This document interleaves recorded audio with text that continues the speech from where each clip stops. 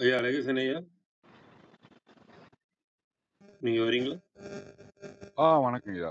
பேசுகிறேன். நன்றி, நன்றி. அனைவருக்கும் இனிய காலை வணக்கங்கள். ஓம் திருமூலர் திருவடிகள் போற்றி போற்றி. திருமந்திரம் 4ஆம் தந்திரம் 13வது அத்தியாயம் நவாக்கரியில் இன்று நாம் 1340வது மந்திரம் சிந்திக்க உள்ளோம். இந்த மந்திரங்கள் ஒவ்வொன்றும் ஒரு ஒரு பறவைகள் அல்லது விலங்குகளின் ஒலிகள். அவரை வேற ஒரு வீடியோல கேட்கும்போது அதை நான் உணர முடிஞ்சது. இப்ப அந்த கிரீம் அப்படின்னா வண்டினுடைய ஒலி.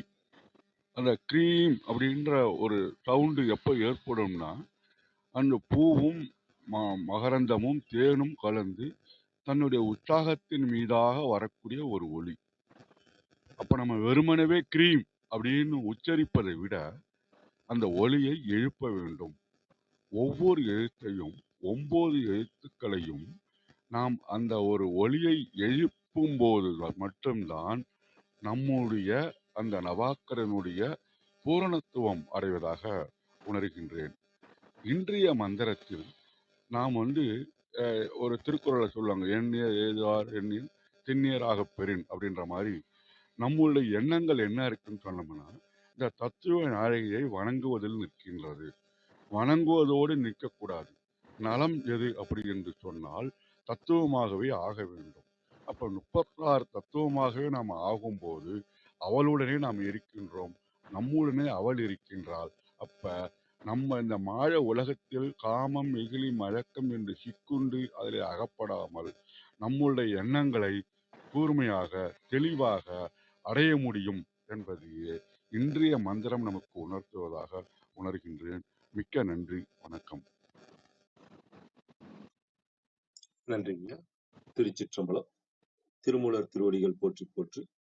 திருமூலரின் திருமந்திரத்தில் 4ஆம் தந்திரத்தில் 13வது அத்தியாயம் நவாக்கரி சக்கரம் பாடல் 1340 பார்த்துக் கொண்டிருக்கின்றோம்.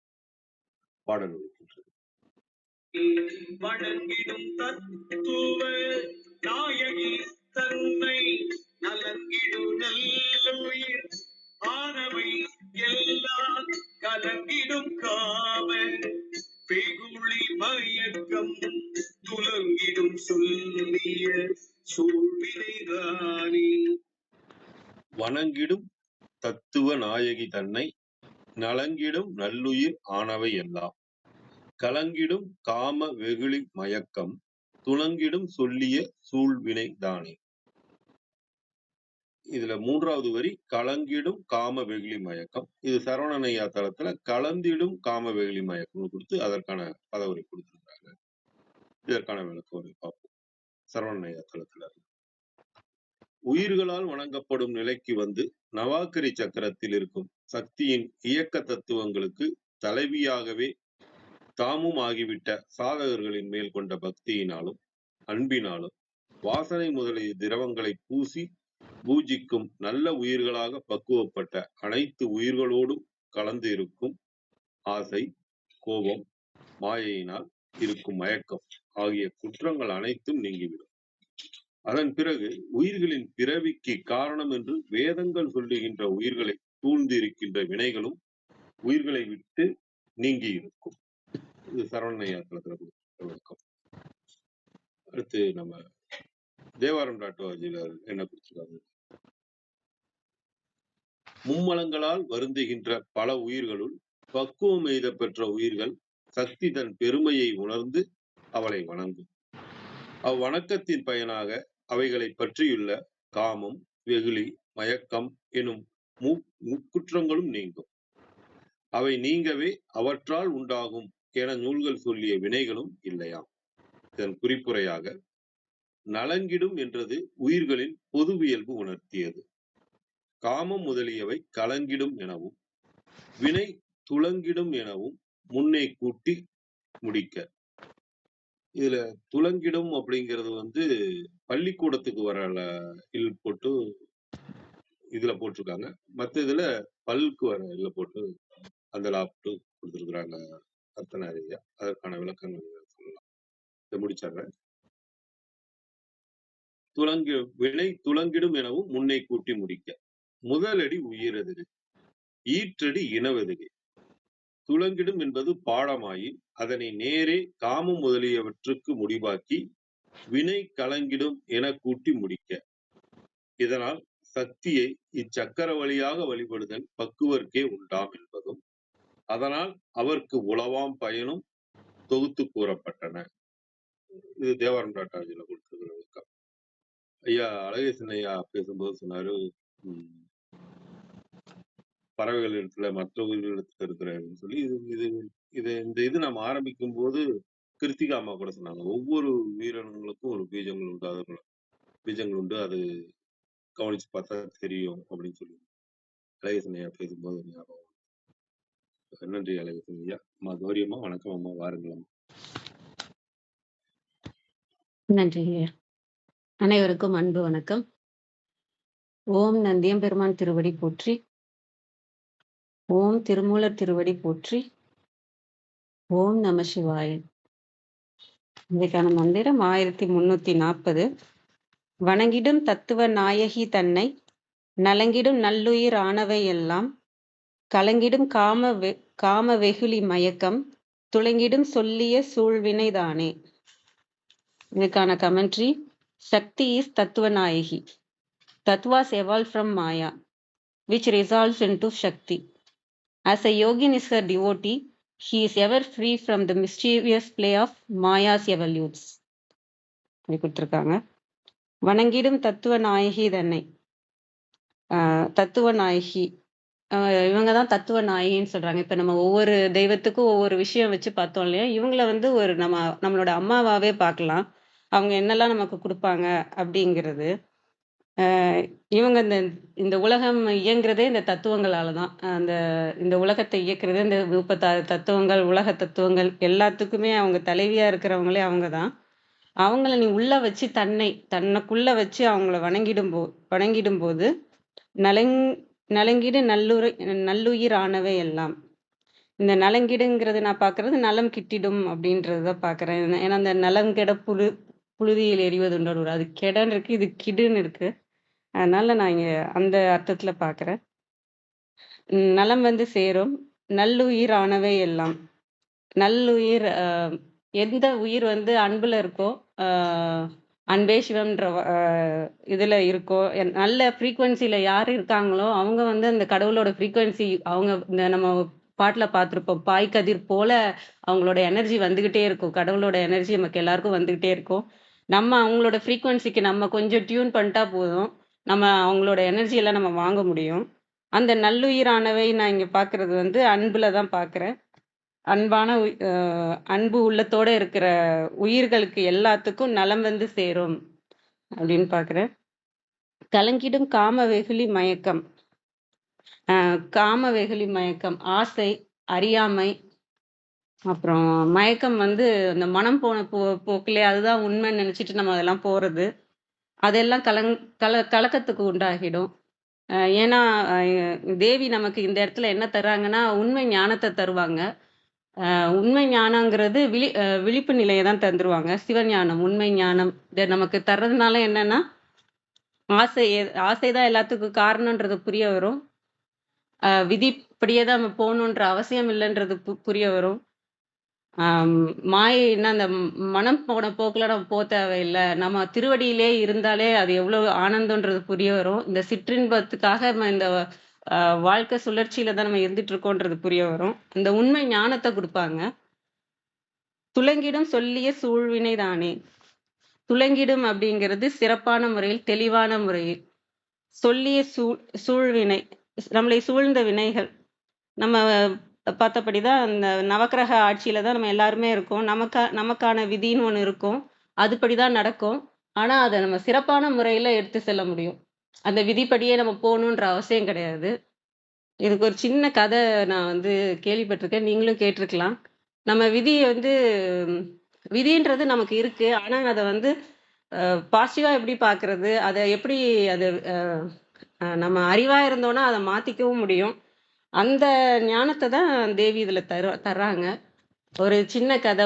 ஒரு அப்பா நல்லா அடிக்கிற மாதிரியா இருக்கிறவங்க. இதுல லாஜிக்லாம் இல்லை, சும்மா அந்த கருத்து மட்டும்தான். நல்லா 2 பிள்ளைங்க இருக்காங்க. 2 பிள்ளையுமே நல்லா அடிப்பாரு. ஆனா ஒருத்தன் வந்து அத ஜாலியா எடுத்துட்டு போவான். ஒருத்தன் வந்து அது வலியா வலியா இருக்கு, ரொம்ப கஷ்டமா இருக்குன்னு அழுதுகிட்டு இருப்பான். 2 பேருக்கும் அந்த விதி இருக்கு. அவங்க அப்பாட்ட அடி வாங்கணுன்ற விதி இருக்கு. ஆனா இவன் என்ன பண்ணுவான், ஒரு பையன் என்ன பண்ணுவான்னா, போய் அடி வாங்கிட்டு கஷ்டப்பட்டுட்டு அப்பாவ பத்தி திட்டிக்கிட்டு, வாழ்க்கையே இப்படியா? அப்படின்ற மாரி அவன் ஒருத்தன் போயிட்டுருப்பான். இன்னொருத்தன் வந்து, அப்பா இப்படிதான் நம்ம என்ன பண்ணணும் இதுக்குன்னு சொல்லிட்டு அவன் வந்து அவங்க அப்பா அடிக்கிறது வந்து அ ட்ரவுசர் போட்டிருக்க பின்னாடி பக்கமா தான் அடிப்பாரு. அத அவன் தெரிஞ்சுக்கிட்டு ஒரு ஒரு 7, 8 ட்ரவுசர் மேல, மேல, மேல, மேல போட்டுப்பான். அவங்க அப்பா வந்து அடிக்கிற டைம்ல. அடிச்சாலும் அவனுக்கு அடிச்சா அந்த வலி வந்து இவனுக்கு வந்து வராத மாதிரி பார்த்துப்பான். அதான் வி அ அப்புறம் அவங்க அவங்க அப்பா அடிக்கிறப்ப அவன் ஆக்ட் குடுத்துட்டு, வெளில போயிட்டு சிரிச்சுட்டு அவன் பாட்டுக்கு விளையாட போயிடுவான். இது அந்த நம்ம விழிப்பு தன்மையில இருக்கும்போது என்னன்னா, நம்ம எப்படி நடந்துக்கணும்? எத தவிர்க்கணும்? இத எப்படி ஹேண்டில் பண்ணணும்? எந்த விஷயத்துக்கு இம்பார்ட்டன்ஸ் குடுக்கணும்? அந்த இதெல்லாம் நமக்கு புரிய வரும். இந்த மனதோட போயிட்டுருக்கும்போது தான் நம்ம அது கவலைப்பட்டா நாமளும் அது பின்னாடியே போயிடுவோம்.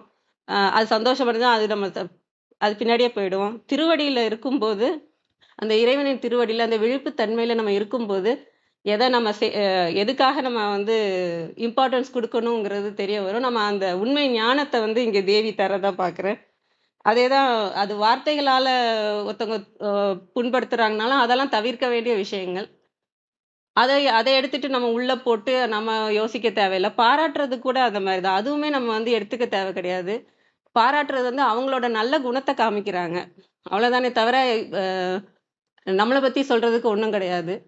அவங்களோட நல்ல குணம், அவங்க ஒரு நல்ல விஷயத்த பார்க்குறாங்க இல்லையா? ஒருத்தவங்கள பாராட்டுறப்ப, அந்த பாராட்டு வாங்குறவங்கள விட, பாராட்டுறவங்களோட நல்ல குணம் வெளிய வருது. அவங்க அந்த ஒரு நல்ல விஷயத்த பார்க்குறாங்கன்னா, இவங்களுக்குள்ள இருக்க நல்ல விஷயத்தால தான் இன்னொருத்தவங்கள்ட்ட இருக்க நல்ல விஷயத்தையே பார்க்க முடியும். இதுல பெருமைப்படுறது யாரா இருக்கும்னா, அந்த பாராட்டுறவங்க தான் பெருமைப்படுற மாரி இருக்கும். அதனால நம்ம பாராட்டல கூட நம்ம தலைக்கு எடுத்துட்டு போ தேவையில்ல. ஒருத்தவங்க திட்டினாலும் நம்ம தலைக்கு எடுத்துட்டு போ தேவையில்ல.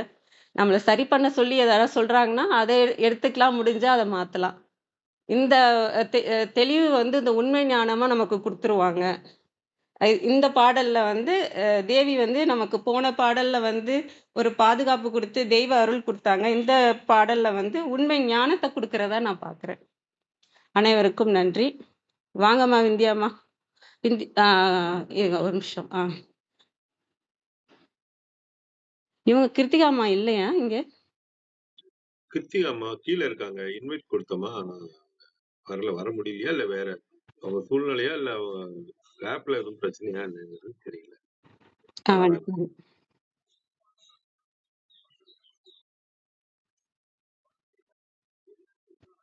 வந்துட்டாங்க. ஆ. வாங்கம்மா கிருத்திகா அம்மா. வணக்கம் அம்மா. வணக்கம். எனக்கு வரல. என்னன்னு தெரியல. எனக்கு இன்வைட் வரல. சரி, விந்தியம்மா கௌரிமா பேச முடிச்சிட்டோம். நம்மளே ஹேண்ட் ரைஸ் பண்ணிக்கலாம் அப்படின்னு தான் நான் கீழே இருந்தேன். நானும் 2, 3 தடவ குடுத்தேம்மா. இன்வைட் குடுத்தேன். சரி, ஓ, நீங்க எதுவும் வேலையா இருக்கீங்களா என்னன்னு தெரியல அப்படின்னு நினைச்சு. பரவாயில்ல.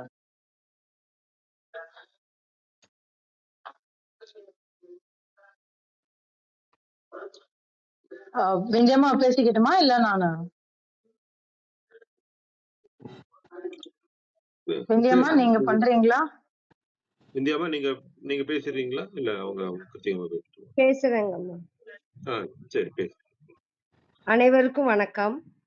ஓம் சிவசக்தி போற்றி, ஓம் திருமூலரே போற்றி. 1340வது திருமந்திரம். காமம் வெகுளி காணாது போகும். திருமந்திரம். வணங்கிடும் தத்துவ நாயகி தன்னை, நலங்கிடு நல்லுயிர் ஆனவை எல்லாம், கலங்கிடு காம வெகுளி மயக்கங், தொடங்கிடு சொல்லிய சூழ்வினை தானே. அருமையான திருக்குறள். வாழ்வியலுக்கு தேவையான திருக்குறள். மன்னிக்கவும் திருமந்திரம். தத்துவ ஞானங்களுக்கெல்லாம் தலைவியாக இருக்கிற அன்னை பராசக்தியை எல்லாரும் வணங்குவர். எனவே ஆருயிர் எல்லாம் அவளுள் அடங்கி இருக்கும். காம இச்சை, குரோதம், கோபம் ஆகிய மனித மனத்தை மயக்கும் தீமைகள் எல்லாம் அன்னையின் திருவருள் துணையால் கலங்கி ஓடும். செய்யும் செயல்கள் சிறப்படையும். கருதியன கைகூடும். நலங்கிடும் என்ற சொல்லின் பொருள் அடங்கும். துலங்கும் இதன் பொருள் விளங்கும். வினை என்றால் நாம் அனைவரும் அறிந்ததே செயல். கழக வெளியீட்டில் 36 மெய்க்கும் முதல்வியாகிய அம்மையை திருவடி உணர்வு கைவந்த நல்லுயிர்களெல்லாம் வணங்கி அவள் திருவருளில் அடங்கி நிற்க காமம் வெகுளி மயக்கங்கள் கலங்கி அகன்று ஒழியும். செந்நெறிக்கு வாயிலாகிய சீலம் நோன்புகள் துலங்கி கைகூடி விளங்கும். நலங்கிடும் என்றால் அடங்கிடும். சூழ்வினை நற்றவம் என்று பொருளாகிறது. நலங்கிடும் அடங்கும். அனைவருக்கும் நன்றி, வணக்கம். சிவசிவ. திருச்சிற்றம்பலம். நன்றி நன்றி வித்யாம்மா. கிருத்திகம்மா வாருங்கள்.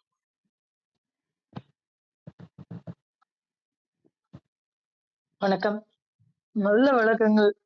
லைனையால இருந்து கௌரிமா, ரத்னாயா, எல்லாருமே, விந்தியாமா, எல்லாருமே ரொம்ப அழகான விஷயங்கள் சொல்லி முடிச்சிட்டீங்க. இல்ல நம்ம கூடுதலா ஒரு சில விஷயங்கள் மாத்திரம் பார்த்தா போதும். இன்றைய மந்திரத்துல வந்து என்ன சொல்றாங்கன்னாக்கா,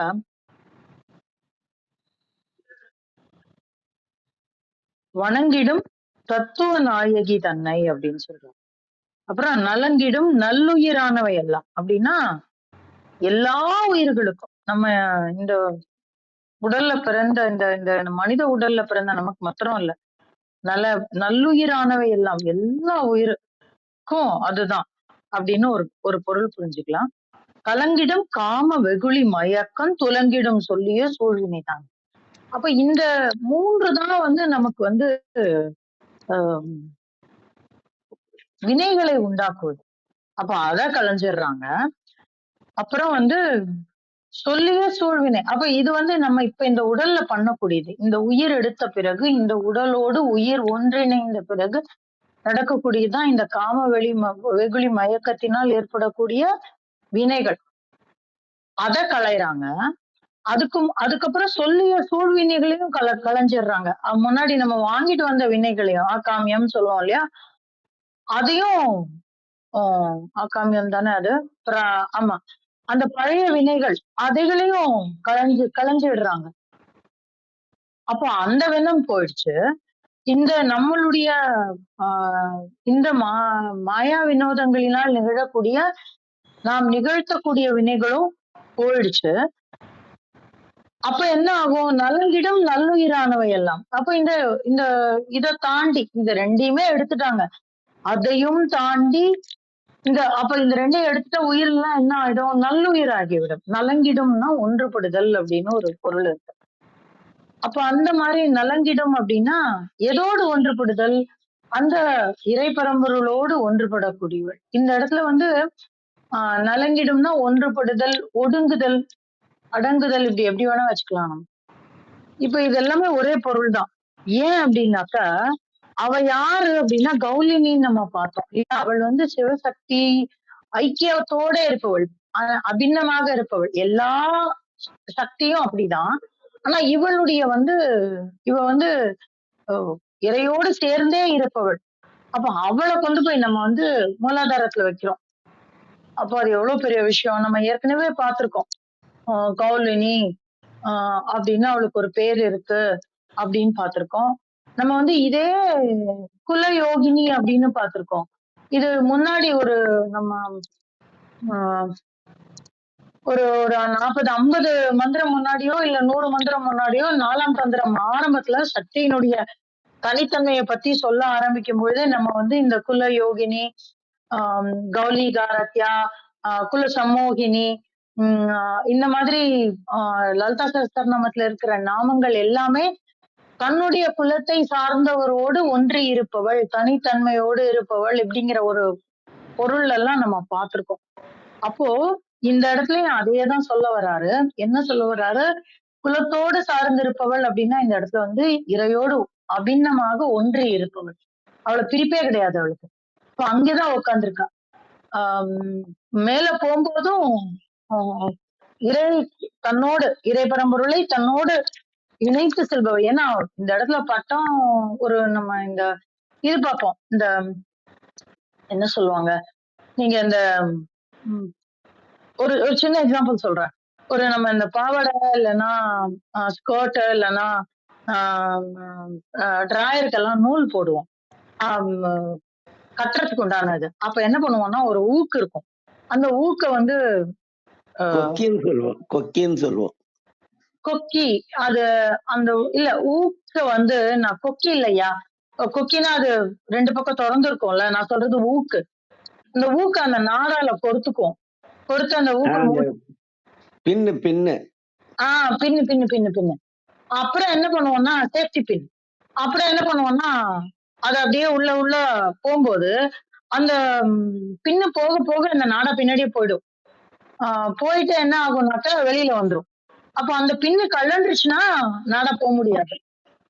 அதுதான் அந்த எப்படி அந்த பின்னோட அந்த நாடா சேர்ந்து போகுதோ அந்த மாதிரி இதை நிறைய விஷயத்துல பண்ணுவோம். அந்த கட்டடங்கள்ல ஒயர் இழுக்கிறதுக்கு கூட பண்ணுவோம். ஒரு ஸ்ப்ரிங் மாதிரி ஒரு ஒரு இது இருக்கும், கம்பி இருக்கும். அத வந்து இந்த கேபிள் டிவி ஒயரு அதெல்லாம் எல்லாத்துலயும் உள்ள இழுத்துப்பாங்க. நீங்க கட்டட வேலை பண்ணும்போது போயிருந்தா தெரியும். என்ன பண்ணுவாங்கன்னா அந்த ஸ்ப்ரிங்ல வந்து இந்த ஒயரை கட்டிடுவாங்க. கட்டிட்டு அந்த ஸ்ப்ரிங் போகும்போது அது தன்னால உள்ள போய்கிட்டே இருக்கும். அந்த ஸ்ப்ரிங் அது ஒண்ணும் ஆகாது. அப்புறம் அந்த ஸ்ப்ரிங்கை வெளியில இழுத்தா இந்த ஒயரும் சேர்ந்து வந்துடும். அப்ப என்ன அர்த்தம் அப்படின்னா தன்னோடு இருப்பவரை கூட அழைத்து செல்வது. அப்ப இங்க யாரோட இருக்கா, இந்த தேவி வந்து ஸ்ப்ரிங் மாதிரி இறையை வந்து தன்னோடு வைத்திருப்பவள். இதுல நம்ம உயிரையும் சேர்த்து எடுத்துட்டு போயிடுறான். அப்ப அப்பேற்பட்ட ஒரு தன்மையை உடையவள் அப்படின்னு சொல்றாங்க. இந்த தத்துவ நாயகி அப்படின்னு ஒரு வார்த்தை வந்திருக்கு இந்த இடத்துல. அதுக்கப்புறம் இன்னொரு வார்த்தை என்ன வந்திருக்குன்னா கலங்கிடும் காம வெகுளி மயக்கம் அப்படின்னு சொல்றேன். இன்னொன்னு என்ன சொல்றா, சொல்லிய சூழ்வினை எல்லாம் அப்படின்னு. இட்ஸ் a jam packed மந்திரம். எதனால அப்படி சொல்றேன் அப்படின்னா, நேற்றுக்கு நான் ஒரு வார்த்தை சொன்னேன். இவ வந்து ஸ்ரீசக்கர ஆவரணத்துல ரொம்ப முக்கியமான ஒரு இடத்துல இருக்கக்கூடியவள். இவளை வந்து ரகசிய யோகினின்னு சொல்லுவோம் அப்படின்னு நான் சொன்னேன். அந்த சக்கரம் என்ன அப்படின்னா நமக்கு தெரியும் நவவர்ணம். அதான் நவாவரணம்னு நம்ம சொல்லுவோம். இதுல வந்து 7வது ஆவரணத்துல இருக்கக்கூடியவள் இவள். இதுக்கு வந்து அஷ்ட திரிகோணம்னு பேரு. 8 கோணங்கள் இந்த இந்த ஆவரணத்துல உண்டு. நமக்கே தெரியும் இந்த ஸ்ரீசக்கரம்ங்கிறதே கோணங்களால் ஆனது. இதுல வந்து 7வது ஆவரணத்துல அவ இருக்கா. அதுல வந்து 8 கோணங்கள் இருக்கு. இந்த 8 கோணங்களுக்கும் 8 தேவதைகள் இருக்காங்க. அதுல ஒருத்தி தான் யாரு அப்படின்னா இந்த கௌலினி அப்படிங்கிறவங்க. மீதம் இருக்கிறது யாரு அப்படின்னா வசினி, காமேஸ்வரி, மோதினி, விமலா, அருணா, ஜெயினி, சர்வேஸ்வரி அப்படின்னு இவங்களதான் நம்ம வந்து வாக்தேவதைகள்னு நம்ம கொண்டாடுறோம். தேவிக்கு வந்து மிகவும் நெருக்கமானவர்கள். இதுக்கு அடுத்த சக்கரம் வந்து இதுக்கு அடுத்த ஆவரணம் வந்து பிந்து தான்.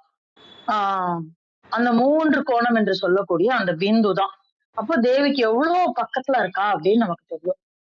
அப்போ இவங்களதான் நம்ம வந்து வாக்தேவதைகள்னு சொல்றோம். இதையும் நம்ம நேற்றுக்கு பார்த்தோம். வாக்தேவதைகளில் ஒருவள் இந்த கௌலினி அப்படின்னும் நம்ம பார்த்தோம். இந்த 7வது ஆவரணத்தினுடைய தன்மை என்ன அப்படின்னா இந்த பாட்டோட உங்களுக்கு ரொம்ப அழகா பொருந்தி போகும். இதனோட தன்மை என்ன அப்படின்னாக்க நமக்குள்ளே இருக்கக்கூடிய ரோகத்தை அகற்றுவது. அதனாலதான் இந்த ஆவரணத்துக்கு பேர் என்ன அப்படின்னா சர்வ ரோக ஆவரணம் அப்படின்னு சொல்லுவாங்க இந்த இடத்த. அப்ப இந்த சர்வ ரோக ஆவரணம் அப்படின்னு சொல்லக்கூடிய சர்வா ஆக்சுவலா அப்படி எப்படி சொல்லுவாங்கன்னா சர்வாரோக ஹரச்சக்கரம் அப்படிம்பாங்க. அதாவது சர்வ ரோகத்தையும் ஹரம்னா ஒழிக்கக்கூடியது. அப்ப சர்வ ரோக ஹரச்சக்கரம், சர்வாரோக ஆவரணம் அப்படின்னு நம்ம சொல்லுவோம். இந்த ரகவை நான் விட்டுட்டேன். அப்போ அந்த அந்த ஹர ஆவரணம் அப்படிம்பாங்க. அப்போ இது சர்வ ரோகத்தையும் விளக்கக்கூடியது. எது ரோகம்? இந்த உடம்புன்னு இருந்துச்சுன்னா கண்டிப்பா வியாதி ஏதாவது ஒண்ணு இருந்துட்டே தான் இருக்கும். ஒண்ணும் இல்ல, ஒரு சின்ன தலைவலி இருக்கும், இல்ல ஏதோ ஒரு நகம் வலிக்கும், இல்ல கைய ரொம்ப நேரம் இப்படி மூடி வச்சிருந்தா அந்த ரத்தம் பாயாததுனால, ஏன்னா இந்த ரத்த ஓட்டத்தினால இயங்கக்கூடியது இந்த உடல். அப்போ சர்வ ரோகத்தையும் ஹரம் பண்ணணும் அப்படின்னா என்ன அர்த்தம் அப்படின்னா, இந்த உடம்பே இல்லாம பண்ணணும் அப்படின்னா என்ன அர்த்தம்? பிறப்பு இறப்பு எதுவுமே கிடையாது. அந்த நிலைக்கு நம்மள வந்து எடுத்துட்டு போகக்கூடியதுதான். அப்ப அது எப்ப நடக்கும்? எப்ப இந்த பிறவி இல்லாது போக வேண்டும்? இந்த காம வெகுளி மயக்கம் இல்லாம போச்சுன்னா பிறப்பு இல்லை. ஏன்னா நம்ம இந்த உடல் பிறப்பு நிகழ்றதே எதுக்காக தான் அப்படின்னாக்க, நாம் சேர்த்து வைத்திருக்கக்கூடிய வினைகளை கழிக்கவும், நாம் செய்யும் வினைகளை கழிக்கவும் தான். அப்போ சொல்லிய வினையும் அவ எடுத்துட்டா, இந்த காம வெகுளி மயக்கத்தையும் எடுத்துட்டா. அப்ப நீ வெறும் மைதா மாவு அவ்வளவுதான். நீ சப்பாத்தி உருட்டினா உருட்டும், இல்ல பூரி போட்டா போடும், இல்ல பரோட்டா போட்டா போடும், அவ்வளவுதான். அவ என்ன நினைக்கிறாளோ அது நடக்கும். அப்போ அவளுக்குன்னு ஒரு தன்மை கிடையாது. இப்ப நம்ம இட்லி மாவு அரைச்சா வெறும் இட்லி தான் வாக்க முடியும், தோசை தான் வாக்க முடியும். அந்த மாதிரி இல்ல. இப்போ என்ன பண்ணிட்டா அப்படின்னாக்கா, வெறும் நம்மள ஒரு மாவு சதை பிண்டமாக மாற்றி விட்டார். அப்படின்னா என்ன அர்த்தம்? ஆக்ஷன்லாம் இருக்காதா? இல்ல. நாம் செய்யக்கூடிய அனைத்து விஷயங்களும் தேவியினுடைய செயலாக மாறிவிடும். அதுதான் சொல்றாங்க. அதுதான் இந்த இடத்துல வந்து அந்த சர்வரோக ஹரச்சக்கரத்தோட தன்மை. என்ன ஆகும் அப்படின்னா, இது அஞ்ஞானத்தை முழுக்க எடுத்துரும். எப்படி இந்த அஞ்ஞானம் எதற்காக? இந்த அஞ்ஞானம் தான் அவளோடு கூட இருக்கக்கூடிய அந்த சிவத்தை வந்து நம்மளால புரிஞ்சுக்க முடியல. அவளை மாத்திரம்தான் புரிஞ்சுட்டு இருக்கோம். சக்தி வந்து என்னைக்குமே அபிநமா தான் இருக்கா.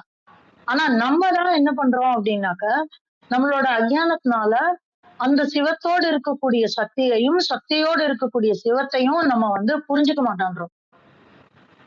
எல்லா நேரத்துலயும் தனித்தனியா ஒண்ணு பாக்குறோம். இல்லன்னா அவ இருக்கிறது முதல் விஷயம் வந்து அவ இருக்கிறதே நம்ம மறந்துடுறோம். இல்ல அவ இருக்கிறத மாத்திரம் உணர்ந்துக்கிறோம், சிவத்தை மறந்துடுறோம்.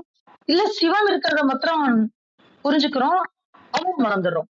இப்படி இல்லாமல் இந்த அஞ்ஞானத்தை விளக்கக்கூடிய, இந்த அஞ்ஞானத்தை தரக்கூடிய காம வெகுளி மயக்கங்களை விளக்கக்கூடிய இடத்துல வந்து அவ இருக்கா. அப்படி விளக்கும் பொழுது சொல்லிய சூழ்வினைகளையும் அவள் வந்து விளக்கிடுறா. அப்போ இந்த இந்த இந்த இடத்துல ஒரு நமக்கு வந்து ஓகே, நான் எடுத்துட்டேன். உள்ள இருக்கக்கூடிய அந்த மோரை கடைஞ்சி வெண்ணெய் தனியா இருக்கு. ஆனா அது எங்கதான் இருக்கு அப்படின்னா, அந்த மோருக்குள்ளேயேதான் இருக்கு. மோருக்குள்ள இருந்துதான் எடுத்தோம். திருப்பி அதை எடுத்து அந்த மோருக்குள்ளேயே போட்டு வச்சிருப்போம். ஆனா குழந்தை வந்தா என்ன செய்யும்? இப்ப நம்ம என்ன பண்ணுவோம்? அந்த வெண்ணெய ஊதிட்டு அந்த மோரை உபயோகம் பண்ணுவோம். குழந்தைக்கு தெரியாது. அப்ப என்ன பண்ணுவோம்? டமால்னு போய் கரண்டி போட்டு அந்த மோரை கலக்கிட்டா என்ன பண்ணிடும்? அந்த வெண்ணெய் எல்லாம் கலந்து கலந்து திருப்பி அந்த மோருக்குள்ள அப்படியே அந்த ஒரு ஷீப்பா மிதந்துகிட்டு இருக்கும். அப்ப திருப்பி அந்த மோரை அந்த வெண்ணெய வந்து ஒண்ணு சேர்க்கணும். அப்ப அது ஒரு வேலை இருக்கு. அப்ப அந்த மாதிரி இந்த அவ எடுத்துட்டா, காம வெகுளி மயக்கத்தை எடுத்துட்டா, சொல்லிய வினைகளையும் எடுத்துட்டா. ஆனா நம்ம என்ன பண்ணோம்? நம்ம மனசுங்கிற ஒரு விஷயம் என்ன பண்ணோம்? அத போய் திருப்பி பிடிக்கும். இந்த இந்த இந்த உலக விஷயங்கள்ல திருப்பி போய் ஆழ்ந்து போகும். அதுல கூடுதல் பற்று வைக்கும். ஐயோ, நம்ம என்னமோ தப்பு பண்ணிட்டோம் போல இருக்கு. பற்றே இல்ல, எதுவுமே பிடிக்கல, நமக்கு எதுவுமே மனைப்பு இல்ல, இந்த உலகத்தை பற்றி கொள்ள ஒரு விஷயம் வேணும் அப்படின்னு எல்லாரும் பண்ணக்கூடியது, எல்லா யோகினிகளும் எல்லா ஞானிகளும் பண்ணக்கூடியது ஒரு பற்று பிடிச்சுக்கணும். ஒண்ணும் இல்ல, ஒரு கோயிலாவது கட்டணும்னு ஆரம்பிப்பாங்க. இல்லைன்னா ஒரு பூஜா ஸ்தானம் நிர்வகிக்கணும் அப்படின்னு ஆரம்பிப்பாங்க. என்ன அப்படின்னா, இது கடவுளோட வேலை, அந்த வேலையை செய்யும் போது நம்ம அவரை தான் பற்றி கொள்கிறோம் அப்படின்னு. இது ஒரு காரணம் இருக்கு. இது எல்லா யோகிகளும் எல்லா ஞானிகளும் யோகினிகளும் பண்ணக்கூடிய விஷயம்தான். உலக விஷயத்த பற்றி கொள்ளாமல் நான் வந்து கடவுள் விஷயத்த பற்றிக்கிறேன்னு ஒரு கோயில் ஆரம்பிப்பேன். அப்புறம் அது அப்படியே உலக விஷயத்த நோக்கி இழுத்துட்டு போயிடும்.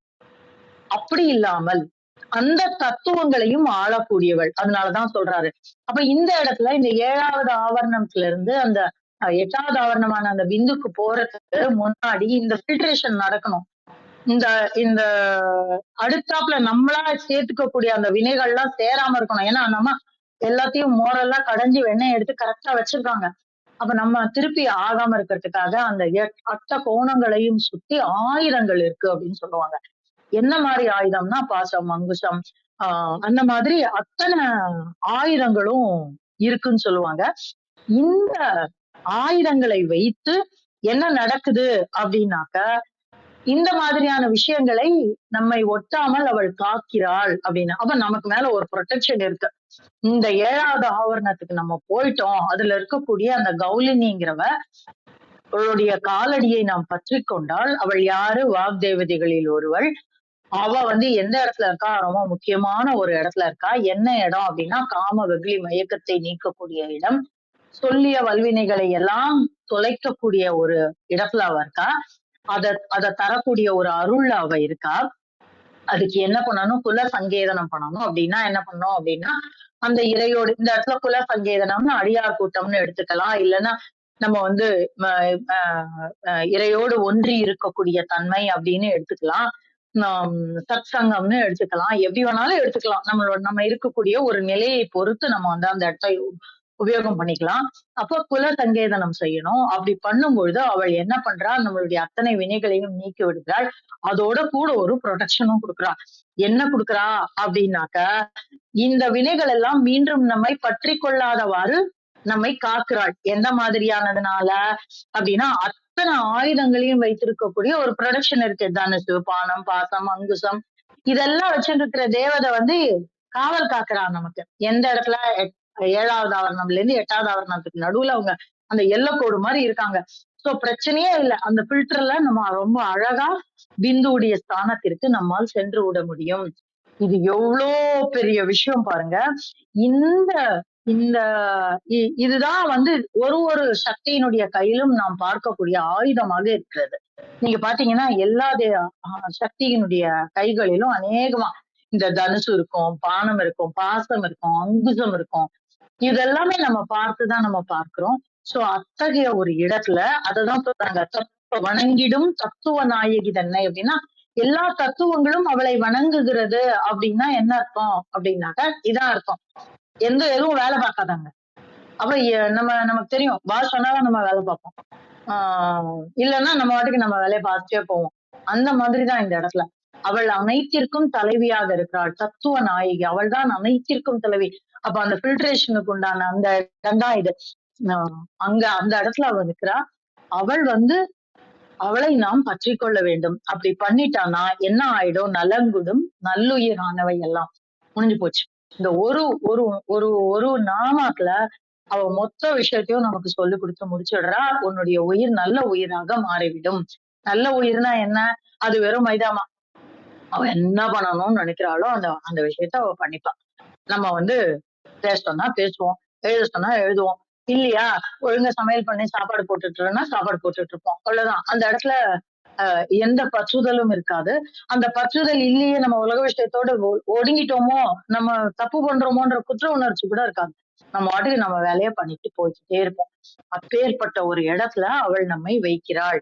அத்தகைய விஷயத்தை நமக்கு தருவது என்ன என்று சொன்னால், இந்த கௌம் என்கின்ற மந்திரத்தை நாம் மூலாதாரத்தில் வைக்கும் பொழுது இத்தனையும் நடக்கும். இதாங்க விஷயம். இவ்வளோ பேரு இவ்வளோ நாமா வச்சு சொன்னீங்களே, இது எதுக்கு அப்படின்னா இதுதான். அந்த அத்தனையும் தரக்கூடியது எதுவென்றால் இந்த கௌம் என்கின்ற பீஜம் நாம் மூலாதாரத்துல வைக்கும் பொழுது. அது மாத்திரமா அப்படின்னா இல்ல. அந்த கௌமுக்கு அடுத்தாப்புல என்ன இருக்கு? க்ரீம் இருக்கு. க்ரீம் யாருன்னு பார்ப்போம். அடுத்த பீஜமா நம்ம அடுத்தாப்புல பார்ப்போம். பயங்கரமானவ. அத பார்ப்போம். அப்ப அவ அங்க இருக்கா. அப்ப அது ஒரு ப்ரொடெக்ஷன் மாதிரி நமக்குள்ள இருக்கும். நம்ம அடுத்தாப்புல என்ன பார்க்கிறோம்? ஹௌம் அதுவும் பார்ப்போம். ஹௌம் அதுவும் பார்ப்போம். சௌம் அதுவும் பார்ப்போம். கிளீம் இது ரொம்ப உத்தமமான ஒரு விஷயம். அதையும் நம்ம இன்னும் விலாவரியா பார்க்கல. இந்த 9 விஷயத்தையும் சேர்த்துட்டு கொண்டு போய் கிளீமா கொண்டு போய் எங்க வைக்கணும் நம்ம பார்ப்போம். ஆனா நம்ம இது வரைக்கும் பார்த்தது என்ன பார்த்திருக்கோம்? ஸ்ரீம் பார்த்திருக்கோம், க்ரீம் பார்த்திருக்கோம், ஐம் பார்த்திருக்கோம். ஸ்ரீம் என்பது லக்ஷ்மியின் பீஜம், ரீம் என்பது புவனையின் பீஜம், ஐம் என்பது வாக்தேவதை. இந்த 8 வாக்தேவதைல ஐமும் ஒருத்தி. யாரு? வாக்வாதினி அப்படின்னு நம்ம சொல்லக்கூடிய அவள், ஞானத்தை தரக்கூடியவள் அப்படிங்கிறதையும் நம்ம பார்த்தோம். சோ ஒரு ஃபில்ட்ரேஷனா நடந்துட்டு இருக்கு நமக்கு.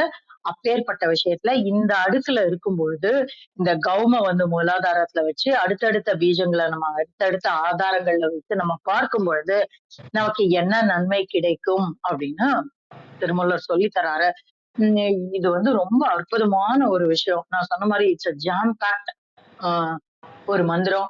ஆனா அந்த ஜாம் பேக்ட் மந்திரத்துல என்ன நடக்குது, நீங்க இதுக்கப்புறம் பாத்தீங்கன்னா அவளுடைய தன்மையை அதிகமா சொல்ற மாதிரி இருக்கும்.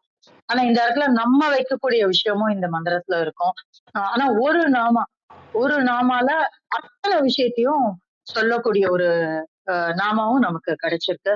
அப்பேற்பட்ட ஒரு விஷயத்தை உங்களோடு பகிர கிடைத்த இந்த காலை வேளைக்கு நன்றி சொல்லி என்னுடைய பகிர்தலை முடித்துக் கொள்கிறேன். நன்றி. நன்றிம்மா. நன்றி கீர்த்திகா.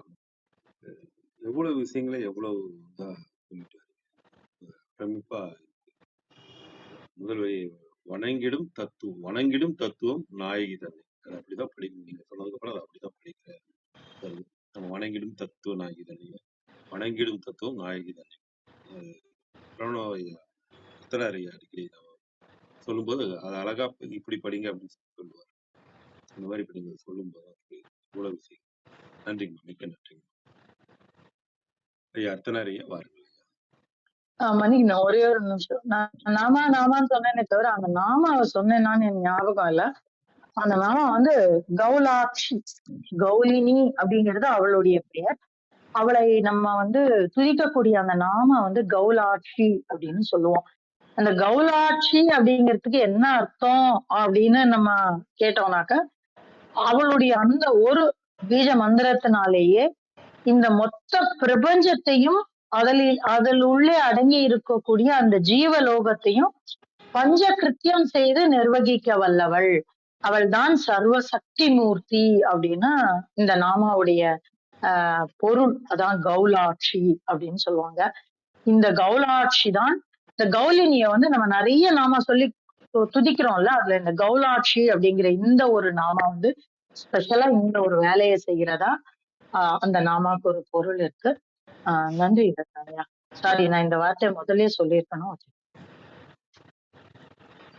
நன்றி நன்றி ஐயா. அர்த்தனாரியா நன்றி. நானும் அந்த நாம என்னன்னு சொல்லல அப்படின்னு கேட்கலான்னு நினைச்சேன். அவங்களே சொல்லிட்டாங்க. இது வந்து கிருத்திகா சொன்னதன்படி இந்த விளக்கத்துக்கான ஒரு சான்றா நம்ம பார்க்கணும்னா அபிராமி அந்தாதியோட 25வது பாட்டு பொருந்தும். ஆனா இங்க ஒரு விஷயம் இருக்கு. இந்த 2வது வரியில இருக்கக்கூடிய முதல் சொல் இருக்கு பாருங்க, நலங்கிடும் அப்படிங்கிறது. நலங்கிடும் அப்படின்னா தன்னுடைய தன்மையிலிருந்து கொஞ்சம் கொஞ்சமா பயனற்றதா மாறிடும். அதுக்கு பேர் தான் நலங்கிறதுன்னு பேர். என்னன்னா, இந்த துணியெல்லாம் அயன் பண்றோம்ல, அயன் பண்ணி கொண்டு வந்து வைக்கும்போது பார்த்தா நல்லா இருக்கும். அதுக்கப்புறம் அதை எடுத்து போட போட போட அந்த தரம் வந்து குறைஞ்சிக்கிட்டே இருக்கும். அப்ப அதுக்கு பேர் கசங்கிறதுன்னுவோம். அந்த கசங்கிறதுக்கு பேர் தான் நலங்குதல் அப்படின்னு சொல்லுவோம். ஏன்னா அந்த சாரி எல்லாம் வந்து தறியில இருந்து சேலையெல்லாம் அறுத்து ஒரு ஒரு சேலையா மடிச்சு அடுக்குவோம். அடுக்கும்போது என்ன சொல்லுவாங்கன்னா, டே அந்த சீலையை நலங்காம வைடான்னுவாங்க. நலங்கும் அப்படிங்கும்போது அந்த மடிப்பு தன்மையில இருந்து அது கசங்குச்சுன்னா அந்த புடவை வந்து பார்க்கறதுக்கே தரம் குறைஞ்சு போயிடும். இந்த உசுறு இருக்கு பாருங்க, இது வந்து காமம், வெகுளி, மயக்கம், இது 3ம் இல்லாம தான் இறைவன் வந்து இந்த உலகத்துக்கு அனுப்புறாரு. ஆனா வளர வளர வளர இந்த காமம், வெகுளி, மயக்கம் இந்த 3ம் நம்முடைய உடம்பு, மனசு, அறிவு, உசுறு இந்த 4னுடைய தகுதியுமே அது குறைச்சிடுது. அதனாலதான் நலங்கிடும் அப்படின்னு சொல்லியிருக்காங்க. அப்படி இந்த உசுரோட தன்மைய தகுதியை குறைக்கக்கூடியது இந்த 3ம்.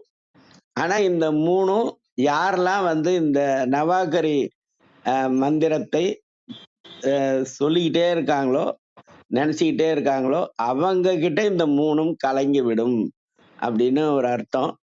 அப்புறம் இந்த ரத்னா சார் கேட்டாரு, துலங்குதல் இது நம்ம இப்படி பார்ப்போம். முத லதா, லக்ஷ்மி, லலிதா இதுக்கெல்லாம் போடுற லா இருக்கு பாருங்க, இந்த லா போட்டாக்கா தோன்றுதல்னு அர்த்தம் சார். நல்லா தூய்மையா வெண்மையா தோன்றுச்சுன்னா நன்றாக துலங்குகிறது அப்படின்னு அர்த்தம். அப்புறம் இந்த மஞ்சுளாவுக்கு போடுற லா இருக்கு பாருங்க, அந்த லாவை போட்டா தூய்மை செய்தல் துலக்குதல் அப்படின்னு அர்த்தம். துலக்கின பிறகுதான் அது துலங்கும் அப்படிங்கிறது தான் அந்த லாக்கான பொருள் வேறுபாடு. அதுதான் துலக்குதல் துலக்குதல். பாத்திரம் துலக்கிறோம் அப்படின்னு தான் சொல்லுவோம், துலக்குதல்னு சொல்லக்கூடாது. துலக்கி வச்ச பிறகுதான் அந்த பாத்திரம் வந்து நல்லா தூய்மையா நம்ம கண்ணுக்கு தெரியும். தூய்மையா கண்ணுக்கு தெரியறது துலங்குதல். தூய்மை ஆக்குவது வந்து துலக்குதல் அப்படின்னு அர்த்தம். அது மாதிரி ஒரு விஷயம் இருக்கும். சரி, இன்னைக்கு வந்து நம்ம அபிராமி அந்தாதியோட 25வது பாடல் ஓதி நிறைவு பண்ணிக்கலாம். பின்னே திரிந்து உன் அடியாரை பேணி, பின்னே திரிந்து உன் அடியாரை பேணி, பிறப்பறுக்க முன்னே தவங்கள் முயன்று கொண்டேன். பின்னே திரிந்து உன் அடியாரை பேணி, பிறப்பறுக்க முன்னே தவங்கள் முயன்று கொண்டேன். முதல் மூவருக்கும் அன்னே அபிராமி, முதல் மூவருக்கும் அன்னே அபிராமி என்னும் அருமருந்தே. என்னே இனி யான் உன்னை மறவாமல் நின்று ஏத்துவனே. பின்னே திரிந்து உன் அடியாரை பேணி, பிறப்பறுக்க முன்னே தவங்கள் முயன்று கொண்டேன். முதல் மூவருக்கும் அன்னே உலகினுக்கு அபிராமி என்னும் அருமருந்தே. என்னே இனி யான் உன்னை மறவாமல் நின்று ஏத்துவனே. சிவா திருச்சிற்றம்பலம். நன்றி. நன்றி நன்றி மிக்க நன்றி. நன்றி நன்றிங்க ஐயா. இந்த குழுவுக்கு மேலும் எனது மனமார்ந்த ஒரு நன்றியையும் திருமூலருடைய திருவுரலையும் எண்ணி ஒரு முறை புலங்காகிதம் அடைகின்றேன். நேற்று பார்த்தீங்கன்னா பாடல் 845க்கு ஒரு நண்பர் முகமதுன்னு கேரளாவில இருந்து பார்த்துட்டு சார் ஐ கேட்டு எக்ஸ்பிளனேஷன் அப்படின்னு பதில் கொடுத்துருந்தாரு. அப்போ கூட நம்ம ரத்னகுமார் ஐயா சொன்னதான் எனக்கு ஞாபகம் வருது. இது வந்து ஏதோ காலைல படிக்கிறோம், யூடியூப் பண்றோம் அப்படின்றது என்னுடைய ஒரு செயலாக இருந்தாலும் அதையும் அவனே செய்வதாக எண்ணி அவரை வணங்குகின்றேன். இப்படி ஒரு செயற்பாட்டுக்கு உங்களையும் அனைத்து உங்களுடைய பங்களிப்பும் ஈடுபாடும் என்னுடைய சார்பாகவும் நன்றியை தெரிவித்துக் கொள்கிறேன். மிக்க நன்றிங்க.